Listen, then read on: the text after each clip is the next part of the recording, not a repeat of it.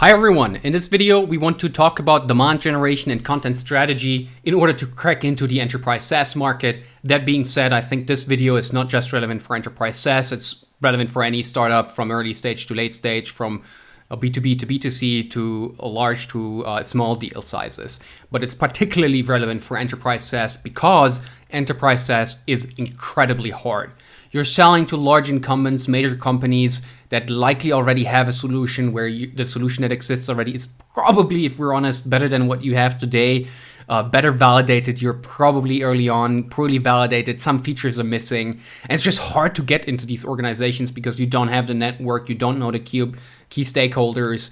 And then even if you achieve that, even if your product is decent enough, even if you are achieving to get in, which is what you call it, from a sales language perspective, the immune systems of these organizations are very, very rough on startups, and organizations change all the time. Key personnel is flowing all over the place, which easily gets or quickly gets your sales cycles from where you want them to be ASAP to 12 to 24 months. Right? That is a very, very challenging environment to sell into. And in addition to that, what we're also seeing is in the last couple of years, buyer behavior has changed dramatically. I don't think that cold sales, for instance, is going to be a super viable go-to-market strategy going forward. Emails are completely commoditized. Even LinkedIn is getting more and more commoditized.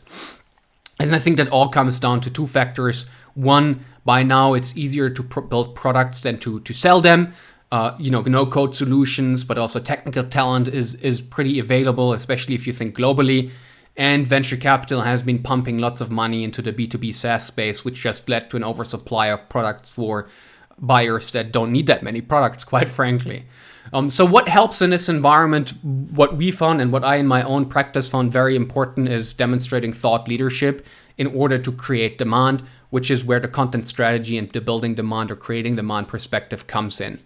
Well, how do you do it? That's a big question that we want to cover today. What you see on this slide here is that I'm going to talk about content, distribution, and resources, in addition to a couple of perks at the bottom too.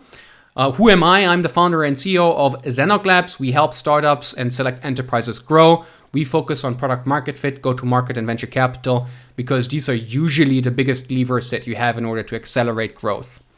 Alrighty, so what you need, I mentioned it before, let's dive into the content. What you need is content itself, distribution, and resources. Let's break that down a little bit more. In terms of content, I think 20% of your resources should go into content creation. Distribution should get 80% of your resources. Why is that? Well, it makes zero sense to build content and then just have it sit on your website or on a shared drive and no one reading it. That's not the goal of content. The goal of content is to get it in front of as many eyes as possible.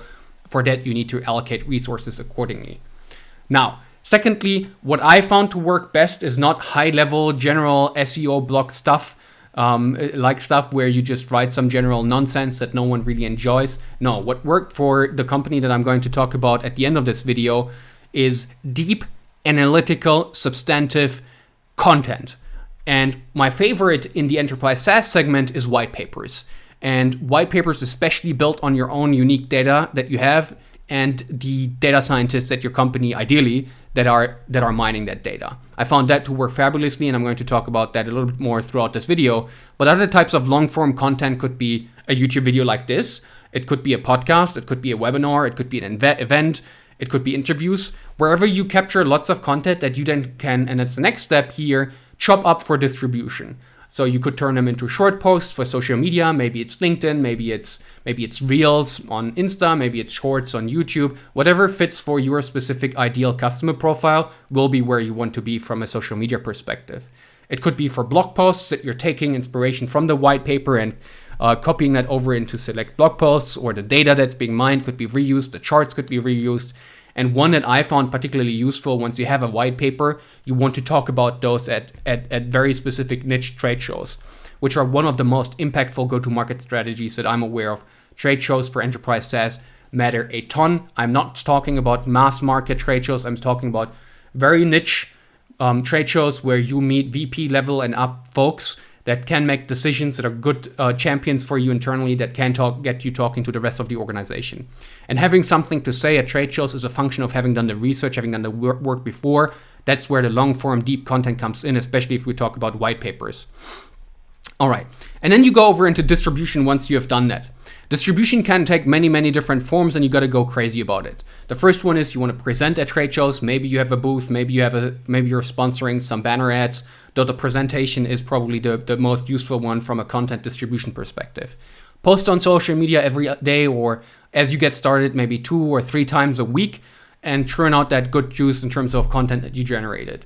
You may want to run paid ads into your white paper, whether it's behind a gate or not. And a gate means capturing email.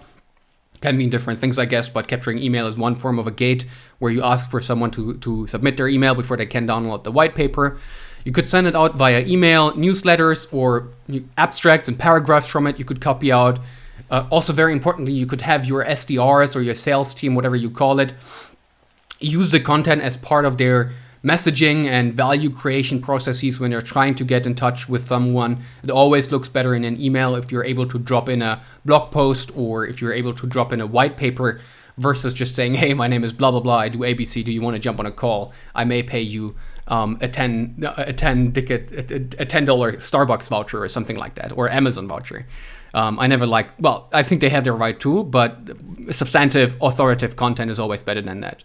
So many ways you can distribute. The important part is that you experiment, that you allocate according resources, enough resources to doing that.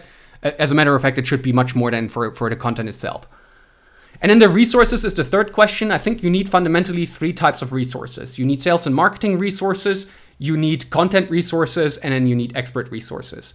And I don't necessarily talk about cash and money here. I talk about human talent. So sales and marketing you need because, of course, distribution 80%, someone has to do it, right? The content team, someone has to generate the content, and that usually includes someone that's good at copywriting. I think increasingly that's going to be ChatGPT. You may need a designer in order to make your white paper look good, or in order to have your YouTube video edited, the long one as well as the shorts. It depends on a specific context and content. But you need someone to do these things. And then lastly, and that's critical, can't highlight it enough. And it's not just true for your demand generation and content strategy. It's true for your overall business. You need experts inside of your organization, or at least experts having enough time to advise you. So an advisory board, but not just an advisory board that you put on your website, but an advisory board that actually is there to help you. And so expert resources are people like your head of customer success, or VP of customer success, who are interacting with customers on a daily basis. Ideally, these people have been in that specific role that you're trying to sell to before. It could be, and it likely needs to be, data scientists.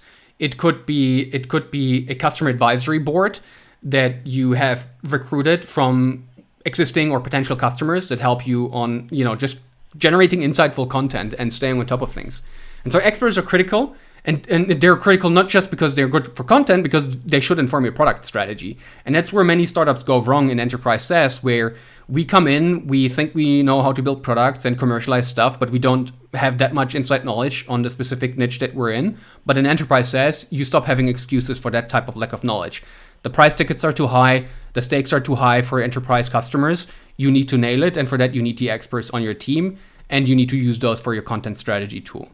So build content, authoritative stuff, distribute the heck out of it, and have the appropriate resources, especially talent, especially experts that help you here.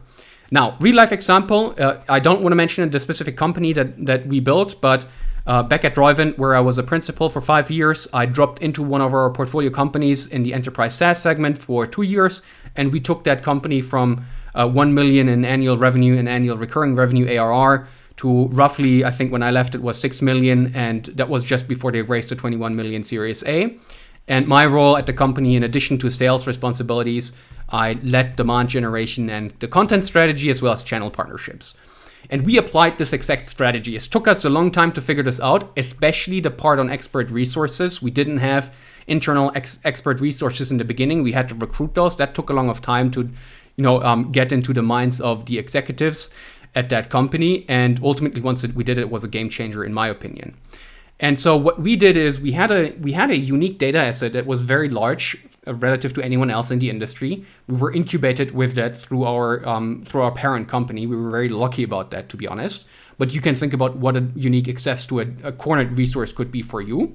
And then we had data scientists mining that data from different angles in order to figure out something valuable to say. So for instance, we released a white paper on predicting patient enrollment in clinical trials. In this case, this enterprise SaaS company was in the healthcare technology space. So we had our data scientists mine that data and pull out very interesting insights for enterprise customers with regard to patient enrollment in clinical trials, which for anyone that knows that problem, knows that it's a major deal breaker for the success of clinical trials and the outcomes of your clinical testing of the drug that you're testing. And so we were able to have the the experts, the data scientists mine that. Then our customer success leads came in and contextualized the information for our customers so that it made sense for them and it wasn't too statistical, too heavy to digest. And our content experts then went and put that into a nice looking white paper, and our sales and marketing used it in everything they did.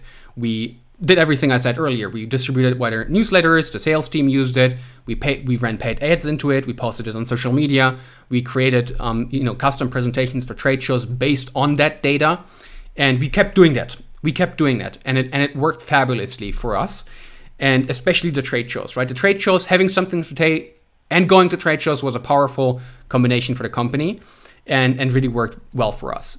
And the unexpected benefit for us was the following. We actually found new product features and entire new products by doing this. And then the white papers were the basis for our product managers to turn the stuff that we found into very valuable new features or entirely new products for our customers, which by now is a very differentiating factor for the business. For instance, we were able to build a product around or a feature around trial enrollment, which is, again, it's a major issue for customers. And we figured that out doing this content, right? Somewhere you have to have your ideation and strategy process being rooted in. And that's what this was. This was also, like, as you can see, sales and marketing content expert, it's a cross-disciplinary or an interdisciplinary process, which brings a lot of good people together on calls and talking about important things. All right, that's it. Hope you found this useful. If you have questions, leave them in the comment section below. I'll get back to you. If you enjoy this content, please leave a thumbs up. It helps me a lot. And even better if you subscribe to my channel, because that's the ultimate form of appreciation for content creators, and I love it. All right, have a great day and talk soon. Bye-bye.